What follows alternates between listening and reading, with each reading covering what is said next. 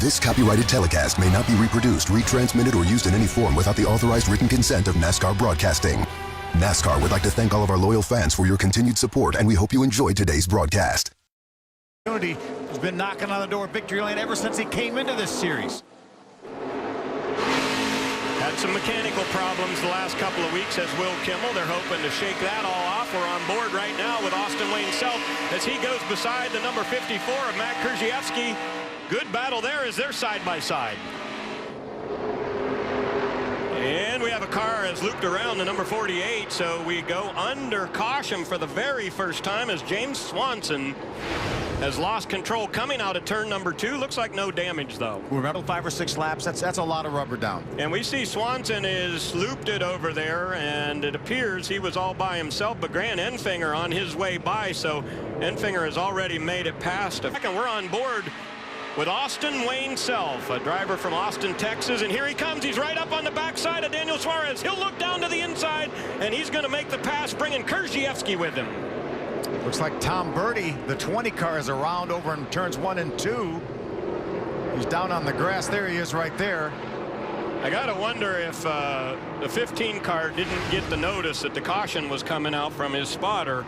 I would imagine that Chris Osborne said yellow is on its way. That's why the number 15 of Suarez. Inside Ryan Reed, we go on board now with car number 98. Look how close they get together so I can get a little side draft. There's a little bit of grip up there on the outside for that 98. You see him having to back off a little bit. Jim, what's going on with that 98?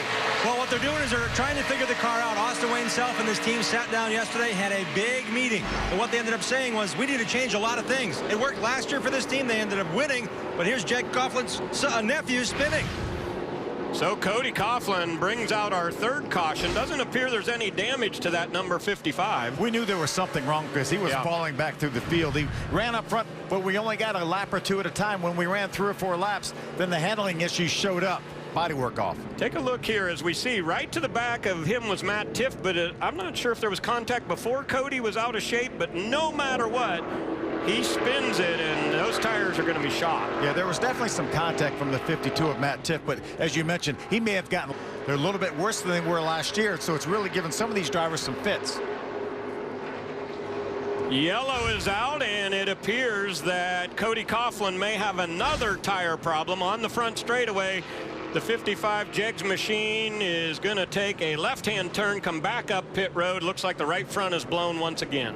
Yeah, the problem was there's so much damage to that right front corner. Obviously, something was still rubbing on that car, and look at all the damage from a flat tire. At Jegs.com Toyota. When you pit under green, David Levine comes in on lap number 64. His teammate Ryan Reed is out in front of the field, but look how it is tightened up from first to second. Will Kimmel in car 69 is right there, and the yellow flag is out. Looks like Suarez may have lost an engine. Certainly has. You see fire underneath that Aris Toyota. Just about extinguished, but Daniel's not going to take any chances. He's going to go ahead and jump out of that car. So few engine issues we've seen this year with the Ilmor engine. And we certainly don't know that it wasn't caused by a broken oil line. A bit ahead. Fire is already out from underneath of that race car, Phil, and he quickly gets it down off of the track and jumps out. Yeah, he realizes something was going on there. So a tough break for Daniel Suarez. He's going to have another race later this evening to run, but he certainly wanted to put that Aris Toyota into victory lane. Had a great car running in the top 5 from the drop of the green flag. Ford very well.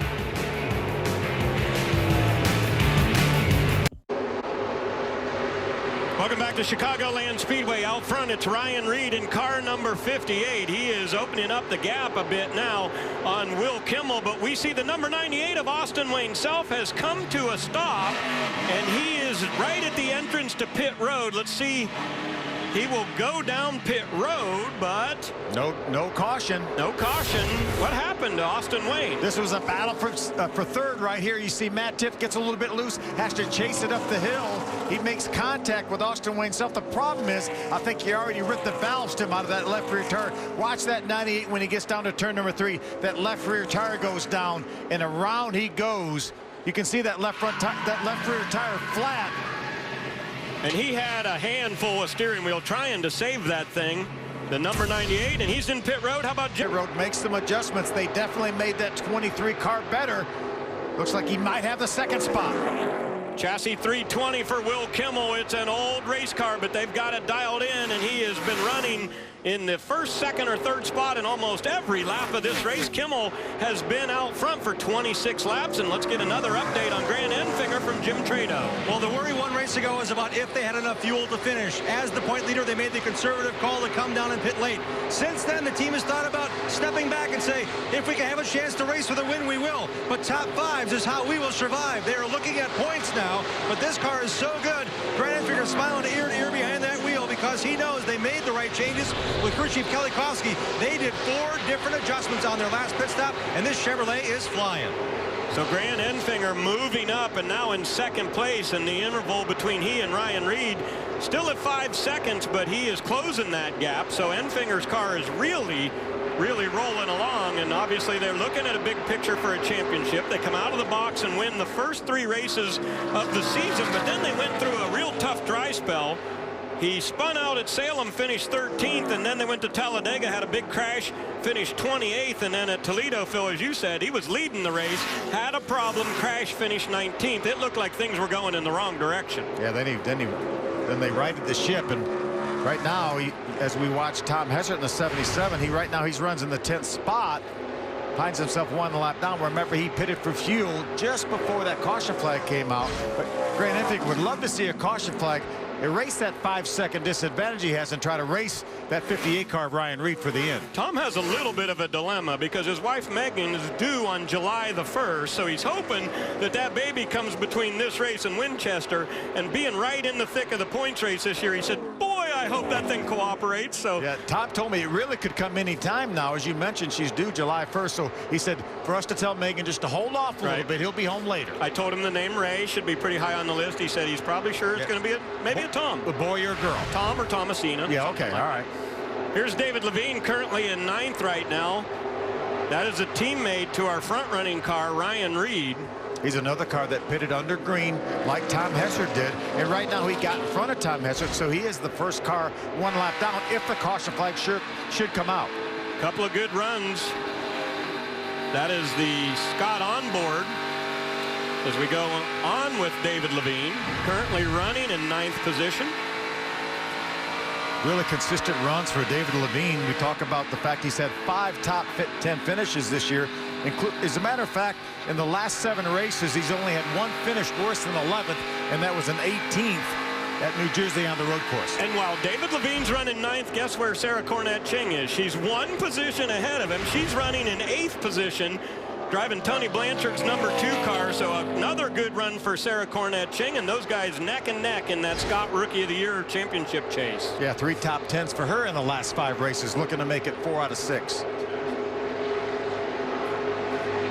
Take a look at the number 22 car of Josh Williams. Josh currently running in 7th position right now. Josh Williams driving for Cunningham Motorsports today, and there's that 22.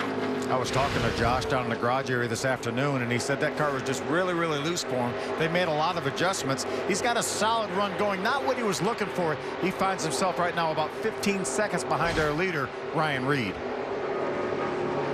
So Josh Williams brings his Ilmore 396 engine over to Cunningham, takes it out of his race car, drops it in this one, and gets an opportunity to come and show that he can have a good run. Currently running in 7th place.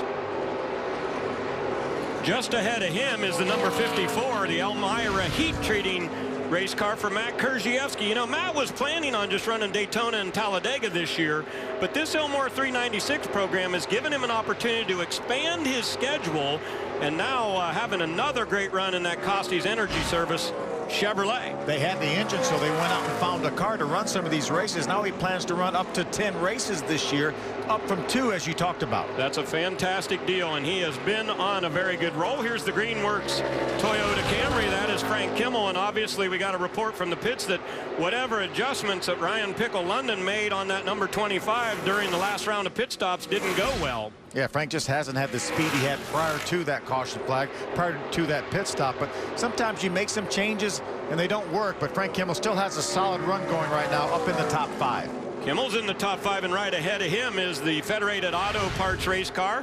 That is Matt Tifft, and again, this is the winning car from Michigan, so Matt Tifft doing a nice job keeping that thing in the top 5 throughout the course of the day. He's about 9 seconds back from our leader, Ryan Reed. Saw a little bit of damage on the right side of that car. That's where he got together with Austin Wayne Self over coming off of turn number 2. And that tiny little bit of fender damage certainly will affect the aerodynamics. And how about Will Kimmel? Another great run in the 1-800 Auto Parts NOCO battery chargers Ford.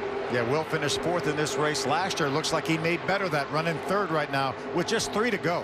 Will Kimmel's career best, a 2nd place at Salem Speedway.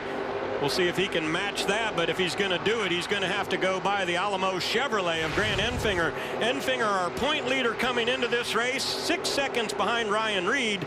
And guess what, Phil? We're closing in on the end of this race, and the guy out front has really done yeoman's work today. After crashing in qualifying, they tore up the rear deck lid. The team went to work.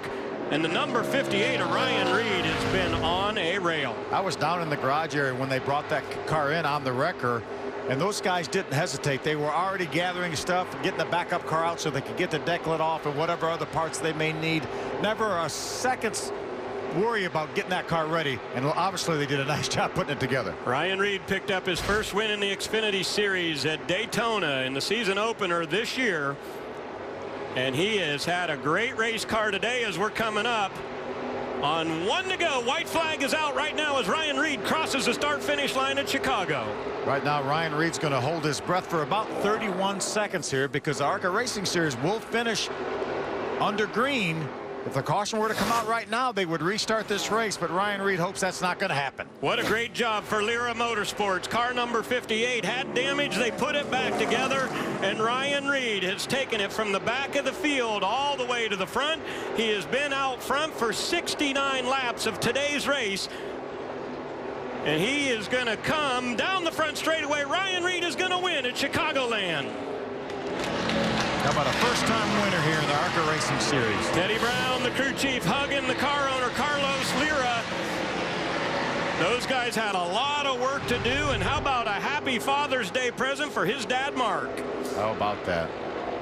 What an outstanding job by Ryan Reed. We could tell early on, Ray, he was running 11th on the 2nd lap of the race after starting at the back.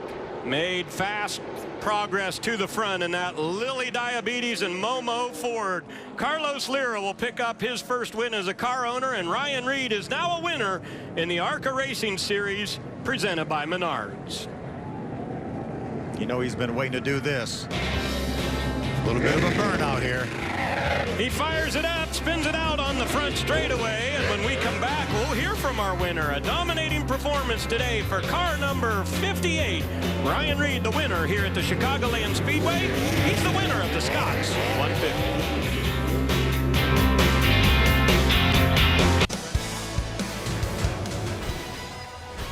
This copyrighted telecast may not be reproduced, retransmitted, or used in any form without the authorized written consent of NASCAR Broadcasting. NASCAR would like to thank all of our loyal fans for your continued support, and we hope you enjoyed today's broadcast.